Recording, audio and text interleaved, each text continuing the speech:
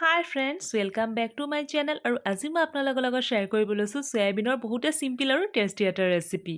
পিয়াজ আদা নহৰু দিয়া নাই যদিও সোৱাদত কিন্তু কোনো ধৰণৰ কমি হোৱা নাই। সেয়ে বুলি ভাবিছোঁ বনাই আছোঁ যেতিয়া আপোনালোকৰ লগত ধুনীয়াকৈ শ্বেয়াৰ কৰি লৈছোঁ। প্ৰথমতে মই বাটি এটাত লৈছোঁ সয়াবিন। এতিয়া মই ইয়াতে দি লৈছোঁ গৰম পানী অকণমান মই সৰহকৈ দি লৈছোঁ। এতিয়া মই 5 মিনিটৰ কাৰণে এইটো ঢাকনি লগাই থৈ দিছোঁ। আনফালে মই বাকী বস্তুখিনি ৰেডি কৰি লৈছোঁ। ইয়াতে লৈছোঁ মই গোটা ইলাচি, দালচিনি এটা, জিৰা আৰু লগতে লৈছোঁ চফ। চফ দি দিলে কিন্তু টেষ্টটো বহুতেই বেছি ধুনীয়া হয়। এতিয়া মই ইয়াতে দি লৈছোঁ কেঁচা জলকীয়া আৰু লগতে দি লৈছোঁ বিলাহী। ধুনীয়াকৈ এইটো পেষ্ট হৈ গৈছে। আনফালে মই লৈছোঁ চয়াবিন মই ভালকৈ ধুই মেলি লৈছোঁ। এতিয়া মই ইয়াতে দি লৈছোঁ হালধি গুড়ি, নিমখ, লগতে দি লৈছোঁ কাশ্মীৰী ৰেড চিলি মিৰ্চ। গোটেইখিনি ভালকৈ মিলাই লৈ এইটো ছাইডতে থৈ দিছোঁ। এতিয়া মই ইয়াতে লৈছোঁ পুটল আৰু আলু। পুটল আৰু আলুৰ ডাঙৰ ডাঙৰকৈ টুকুৰা কৰি লৈছোঁ। এতিয়া মই ইয়াতে হালধি আৰু নিমখ সানি লৈছোঁ। আনফালে মই কেৰাহীত দি লৈছোঁ তেল ভালকৈ গৰম হোৱাৰ পিছত ইয়াতে মই দি লৈছোঁ এটা এটাকৈ আলু। গোটেইখিনি আলু দি দিয়াৰ পিছত লাহেকৈ এইটো ওলোটাই লৈছোঁ। আৰু আলু মই বহুত দেৰিলৈকে ভাজি থকা নাই, অলপ দেৰি ভাজি লোৱাৰ পিছত এইটো উঠাই লৈছোঁ। এতিয়া মই একেটা তেলতে দি লৈছোঁ পুটলো মই একেধৰণে বহুত দেৰিলৈকে ভাজি নাথাকোঁ। অলপ দেৰি ভাজি লোৱাৰ পিছত এয়া চাওক পুটলখিনিও হৈ গৈছে, ধুনীয়াকৈ এইটো উঠাই লৈছোঁ।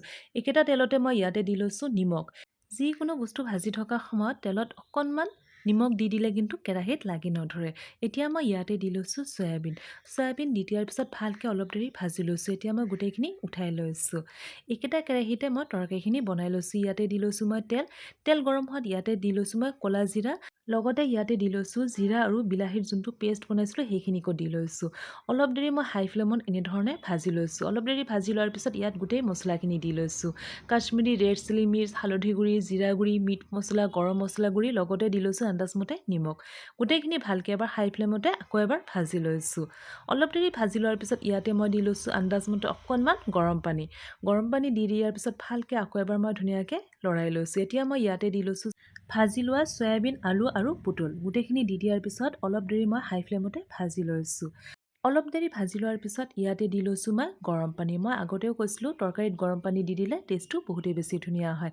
এতিয়া মই 10 মিনিটৰ কাৰণে ঢাকনিটো লগাই লৈছোঁ। আৰু 10 মিনিটমান পিছত এয়া চাওক পাৰফেক্টলি আজি মোৰ চয়াবিনৰ তৰকাৰীখিনি হৈ গৈছে। পুটলো ধুনীয়াকৈ সিজি গৈছে। এয়া চাওক কালাৰটোও কিমান ধুনীয়াকৈ হৈ গৈছে হয়নে। এতিয়া মই একেবাৰে লাষ্টত ওপৰতে দি লৈছোঁ কেইটামান ধনিয়া পাত দি দিয়াৰ পিছত গেছৰ ফ্লেমটো অফ কৰি লৈছোঁ আৰু 5 মিনিটৰ কাৰণে ঠাণ্ডা হ'বলৈ দিছোঁ। আৰু 5 মিনিটমান পিছত এয়া চাওক বাতিত ধুনীয়াকৈ নমাই লৈছোঁ। পিঁয়াজ আদা নহৰু যদিও ইয়াতে নাই, তথাপিও কিন্তু সোৱাদত কোনো ধৰণৰ কমি হোৱা নাই। আপোনালোকে এবাৰ ঘৰত এনেধৰণে ট্ৰাই কৰি চাবচোন, নিশ্চয় বহুতেই বেছি ভাল পাব। আৰু এতিয়া মই ধুনীয়াকৈ খোৱাখিনি এনজয় কৰি লৈছোঁ আৰু আশা কৰিছোঁ আজিৰ ৰেচিপিটোত আপোনালোকক কিবা অলপ হ'লেও যদি ভাল লাগিছে প্লিজ লাইক, শ্বেয়াৰ আৰু ছাবস্ক্ৰাইব কৰি দিব। লগতে কাষত থকা বেল আইকনটো প্ৰেছ কৰি ল'ব যেন মোৰ আহিবলগীয়া ভিডিঅ'খিনি আপোনালোকৰ ওচৰত ন'টিফিকেশ্যন আহি যায়।